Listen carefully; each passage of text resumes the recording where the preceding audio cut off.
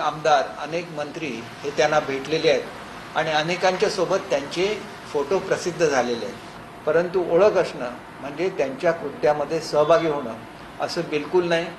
कुठल्याही पोलीस स्टेशनला त्यांना वाचवण्यासाठी मी कधीही फोन केलेला नाही किंवा कुठल्याही महिलेची त्यांच्याशी मी ओळख करून दिलेली नाही आणि महिलांच्या संदर्भात एवढं घृणास्पद कृत्य त्यांनी कधी केलेलं असेल याची कोणतीही माहिती मला नाही आणि त्याच्यामुळे या प्रकरणाशी माझा संबंध जोडण्याचा प्रयत्न केला जातो.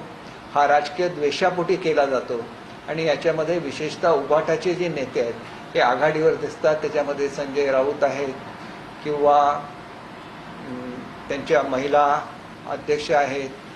तर त्यांचं हे करण्याचं कारण, हे एकमेव कारण म्हणजे ज्यावेळेला शिवसेनेमध्ये संघर्ष घडला आणि ज्या वेळेला उभाटाच्या वतीने महाराष्ट्र पेटवण्यासाठी जागोजागी दंगली घडवून आणण्याचा प्रयत्न केला गेला, त्याच्यामध्ये मी ज्या प्रकारे आदरणीय एकनाथ शिंदे साहेबांची बाजू ही महाराष्ट्रासमोर आणली, त्याच्यामुळे त्यांचा हा प्रयत्न असफल झाला. महाराष्ट्राची जनता ही शिवसेनेबरोबर राहिली आणि मुख्य प्रवक्ता म्हणून मी जी केलेली कामगिरी होती त्याच्यामुळे जे लोक अशा तऱ्हेचा असंतोष महाराष्ट्रामध्ये घडवून आणू पाहत होते त्याच्यामध्ये विशेषतः संजय राऊत होते आणि त्याच्यामुळे त्यांचा हा कट यशस्वी होऊ शकला नाही आणि या रागापोटी ते वेगवेगळी विधानं माझ्याबद्दल करत आहेत. कोणताही संशय जनतेमध्ये नसावा म्हणून मुद्दाम ही मी प्रेस कॉन्फरन्स घेत आहे.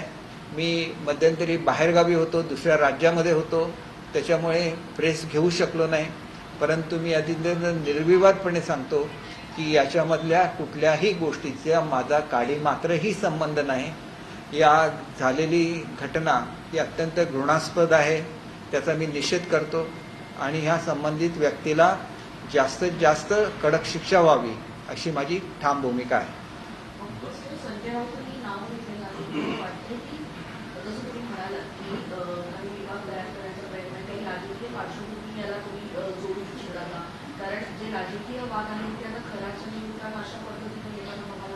निश्चितपणे अगदी माझ्या मतदारसंघामध्ये 500 रुपये प्रत्येक महिलेला देऊन त्या ठिकाणी उभाट्याच्या वतीने मोर्चे काढण्याचा प्रयत्न झाला.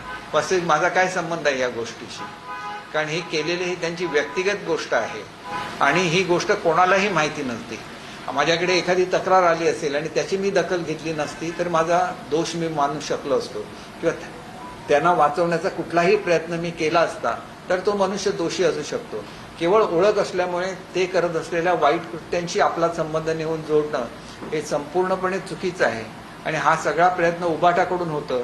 ज्यांच्या नेत्यांनी त्यांच्या मंदिराला पाण्याची लाईन आणून दिली, त्यांच्या मंदिराला निधी दिला, तेच लोक आज असा आरोप करतायत म्हणजे त्यांनी केलं तर ते योग्य आहे आणि दुसरं कोण मंदिरात गेलं तर ते चुकीचं आहे असं म्हणणं हे साफ चुकीचं आहे.